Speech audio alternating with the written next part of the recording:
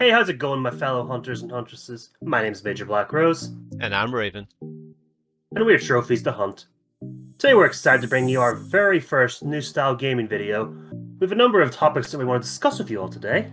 Including exciting news on the PS Now front, upcoming game shows, general gaming news, and some new DLCs. And now it's time for the news. So please sit back and enjoy the video.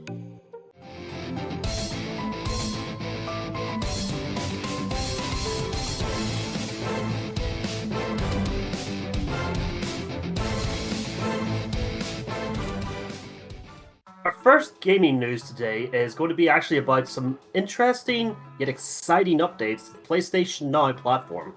And I'm really excited about it because it's one of my favorite franchises, Final Fantasy, is we're getting 5 games to the PS Now in the next 4 months. Starting off with, surprisingly, we should be getting this tomorrow, again, assuming that we release this video on time on Monday, hopefully. The first game we'll be getting is Final Fantasy VII, the original version, on Tuesday, September 7th. Followed a month later by Final Fantasy VIII Remastered, which we will be getting on the PlayStation Now platform on October 5th. The next game on the list is Final Fantasy IX, one of my all-time favorites, and that will hit on PS Now on November the 2nd. The next one is the best game for me in the franchise, Final Fantasy X and X-2 HD Remastered. That will be coming on December 7th. The last Final Fantasy game we'll be getting is Final Fantasy XII, the Zodiac Age. And that will also conclude all the Final Fantasy games that will be released on January 4th in 2022. Personally, for me, I see this as some really exciting news. The PlayStation Now platform doesn't get a lot of love these days from people because they say that the games that they want to play aren't really on there. And I know for me personally, I haven't really played a lot of the Final Fantasy franchise. I've played a little bit of Final Fantasy VII, but not too much of it, like the original version. And same again with Final Fantasy X2. I've played a little bit of that, but I've never finished it. So I've never actually finished a Final Fantasy game, so these games coming to PlayStation Now is the perfect opportunity for me to finally try to get involved in the franchise and see what all the hype's about. Yeah, it's a really great time for PSN Now to get these games on it. It's an iconic game series. It's such an amazing games. It all started for me with Final Fantasy VIII back in the day, and it really went off for me when I started playing Final Fantasy X. It was the first game I finished. Like everything in that game was just perfect. It was enough cringiness. The graphics were really good. The gameplay was just a masterpiece. I really like how they've spaced out the releases for them PlayStation Now. Like essentially, you have a month to get through each game, so you can just move on to the next one if you want. We've got September 7th, then we've got October 5th, November 2nd, December 7th, finally January 4th. So you pretty much get a full month to play whatever iteration that you're on, if that is what you plan to do, going back to back. So it's a nice way of spacing them out and not just dropping them all at the same time. So I really like how they've planned this one out personally. Yeah, and it's also really amazing for people that are into trophy hunting because all those games have trophies now. Back in the day, they didn't. Like the first one, 7, was on PS1, and the last game off the list was a PS2. So there weren't any trophies around that time, so it's really great for trophy hunters to get back into the game and just start grinding out those trophies. It's also probably a tactic to try and distract people from talking about Final Fantasy 16 because I know that that's a big thing that's on people's mind at the moment. So true, we're getting many Final Fantasy games in the upcoming future, like the Soulsborne version. I'm really hyped for Final Fantasy 16 myself. Just hope that game is going to be released soon and it's going to be amazing. Speaking of Square Enix and new releases, that leads us right nicely into our next topic. Yes, Square Enix will hold a Tokyo Game Show presentation next month, and to be precise, on October the 1st. Yeah, so put down your calendar, ladies and gentlemen. Tokyo Game Show 2021 will have a Square Enix panel on October the 1st. So potentially we'll hear some news about Final Fantasy 16, but who knows? Definitely be interesting to find out what they have to show us. I know, like Raven was saying, there is talk about that Final Fantasy Soulsborne-esque game. And as someone who's quite enjoying the Soulsborne games, I've set myself a personal goal of completing every Soulsborne game and platinuming them all. Why do I hate myself? But this is technically going to be a game on my list, so I'm looking forward to hearing about it. Yeah, and I'm hoping they're gonna introduce some amazing new games, maybe some new IPs. I honestly wouldn't mind to see a new Tomb Raider game. I would love to see a new one. So yeah, I'm looking forward what they're gonna bring in. I'm going to totally not just force him to play the Final Fantasy Soulsborne-esque game to force him into the Soulsborne franchise. I'm totally not planning to do that. Well, it's a good thing I want to play that game. That's going to be my first introduction to the Soulsborne franchise. Speaking of showcases, PlayStation have actually announced that their next official showcase will be on September 9th. And we can expect to see what Sony is planning to work on for the rest of 2021 and potentially a little bit of 2022, especially the news about the new PlayStation 5 model. The showcase is scheduled to take about 40 minutes, so not a very long one. Hopefully we can get some good news in there. Hopefully we're also getting a few new games or just information about up and coming games. Like I want to see some gameplay for Sifu. That would be amazing. Hopefully some VR news. Who knows?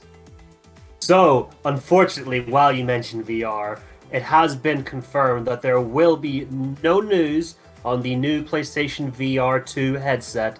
That will not be getting covered in this showcase. And also, considering we were just talking about Square Enix, there will be nothing on Final Fantasy 16. Both of these have been confirmed to not being getting covered in this particular showcase. That is potentially because, obviously, it is like a month later, Square Enix have their own one, so they probably want to reserve Final Fantasy 16 news for their own official one rather than having it on Sony's showcase. So that's unfortunate news, but hopefully Sony will have a few good things to show us. Yeah, that's actually making me a little bit sad, but also I'm quite curious what they're gonna show then in those 40 minutes. Unfortunately, there will likely be some upsetting news mentioned during the showcase. One thing I definitely want to know about is about the new PlayStation 5 model, like I mentioned. Apparently, the new model that they've come out with is significantly lighter than the originals. However, from all these sources that I've been looking up, what I've been hearing is that the reason that it's so light is because they've changed the heatsink. That is extremely worrying for me because, as you know, the heatsink is used for obviously helping with overheating of the console. There's been no confirmation on if this is better or worse than what was in the original PlayStation 5. I haven't got a PlayStation 5 yet and I want one, but I don't want another PlayStation 3. I already have a console that overheats and sounds like an engine. I don't need another one. Yeah, and speaking about like bad news, Horizon Forbidden West has announced that they are not giving out free upgrades from the PS4 versions to the PS5, with their standard or special editions. And the game is supposed to be coming out in February in 2022. That is some extremely unfortunate news. However, it's not surprising. However, the way that they're doing this also has me a little bit...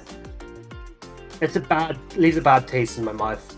So, obviously, we knew that the free upgrades weren't going to last forever, guys. It was something that they put out there to help with the launch of the PlayStation 5. We all knew that that good time was going to come to an end eventually. However, there is some slight good, bad news in there. Like Raven said, if you get the standard or the special edition, you will not be getting that free upgrade. However, there is a digital deluxe edition, there's a collector's edition, and I believe there's one other edition, and if you get either of the three of them, you will still get that free upgrade.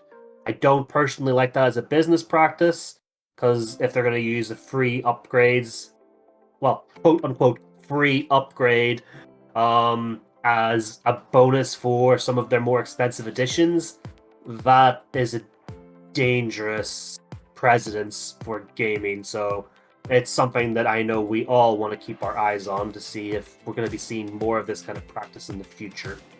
Yeah, and like you said, we knew this is coming. Like, we're close to the 1 year life cycle of the PS5 already. And like you said, they will use it to boost up the PS5 because there aren't that many exclusivity games on the PS5 just yet. And most of them will be released in 22, and that's going to be the year that PS5 will just go on its own and try to start leaving the old generation behind. And before we move on to our next news story, a quick update. From what I've been reading online, and this is very unfortunate news, especially for me, the people and the companies who create the chipsets that are used in the new consoles, PlayStation 5, Xbox Series X, and even the new Switch model, have confirmed that their shortages are still continuing and are likely to unfortunately continue for the foreseeable future. So for any of you out there like myself who might have been hoping for a nice Black Friday sale to be able to pick up a new console, unfortunately, you might find yourself disappointed holidays this year. You're still going to struggle to get any of those brand new consoles. So, unfortunately, it's going to be still more of a waiting game, guys. Speaking about bad news, I have even worse news, especially for the people that live in China. China limits online video games to only 3 hours a week. You can only play on Friday, Saturday, and Sunday 1 hour a day. This is a dangerous precedent for gaming.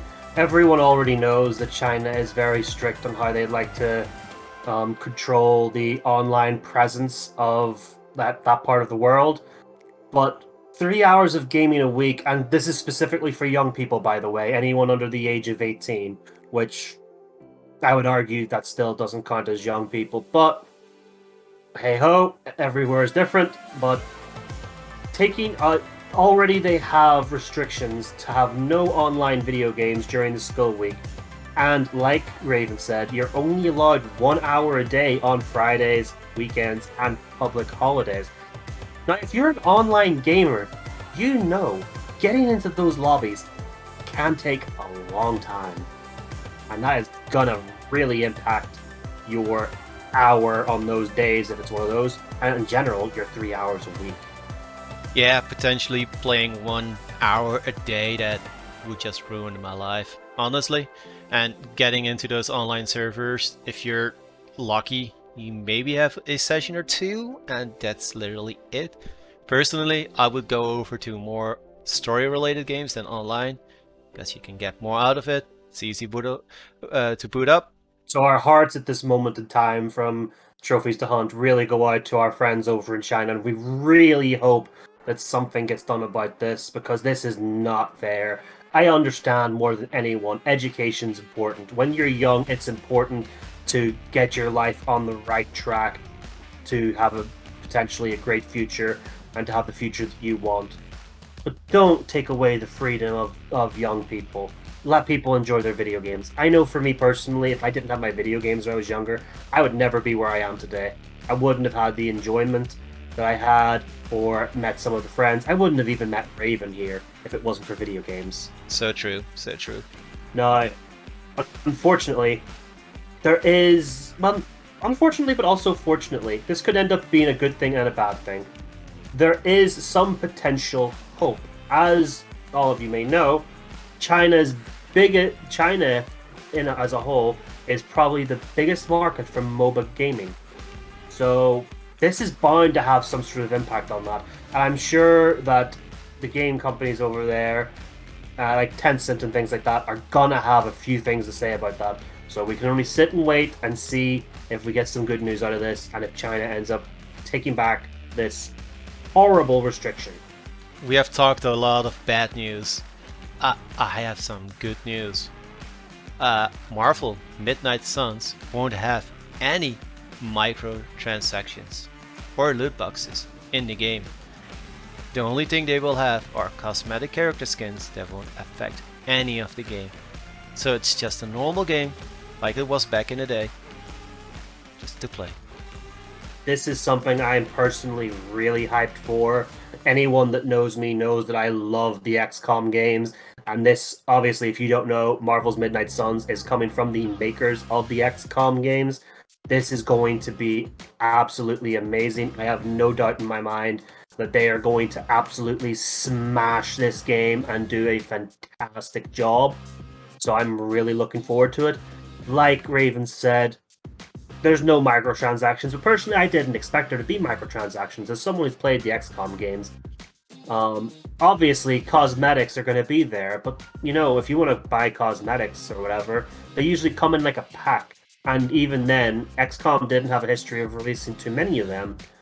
They more did the expansion DLCs and some actual story along with things like that. So honestly, if this is how things are going to go for this game, I really hope that some of the other game companies out there start opening their eyes and looking at people that do things like this and realize this is the way we're supposed to be going. Stop with the stupid microtransactions. It's ruining gaming. Yes, it is. I'm really hoping they're gonna focus more on DLCs, story-related DLCs, because that's, for me, where all the money lies. That's just how I want to see the games. They messed up with too many games in the future. So Potentially, this is going to be a big thing for Marvel as a whole as well. As we all know, Marvel's Avengers didn't really get received very well, so this is a big opportunity for the Marvel license to get some good reputation in the gaming industry. I know Marvel Avengers is still trying to pick itself up, but at the moment it's still dead in the water, not doing too well. So maybe Marvel's Midnight Suns will have a better release, and if it's anything like the XCOM games, I am more than certain that we should have a fantastic game on our hands coming around March 2022.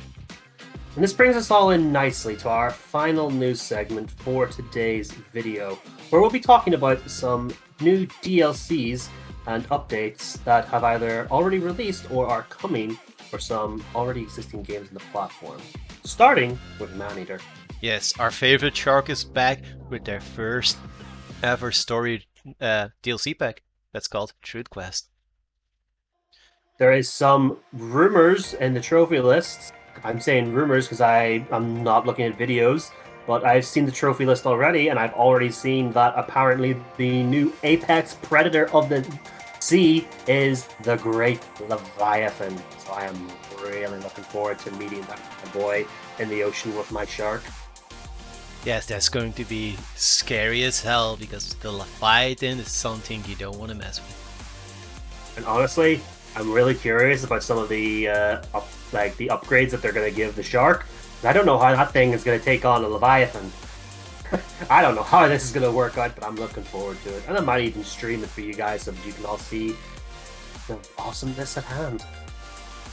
One other game that's going to release a new DLC is Dirt 5. They are releasing their 4th DLC pack with Wild Spirits that will include some extra career events and also 2 new vehicles.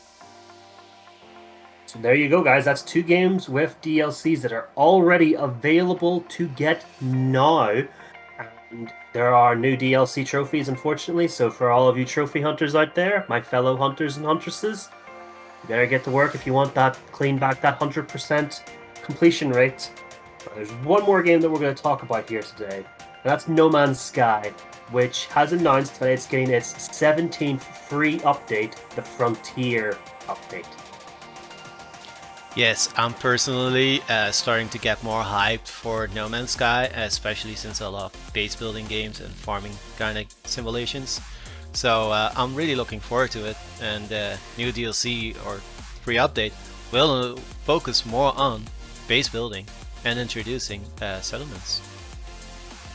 Yeah, so if you want to hear more about that, guys, in the description you will find a link to the PlayStation blog post, which has a short, around 2-minute video that shows a little bit about the Frontier free update. So be sure to go check that out if you're a fan of No Man's Sky, or if you're potentially a new fan like Raven.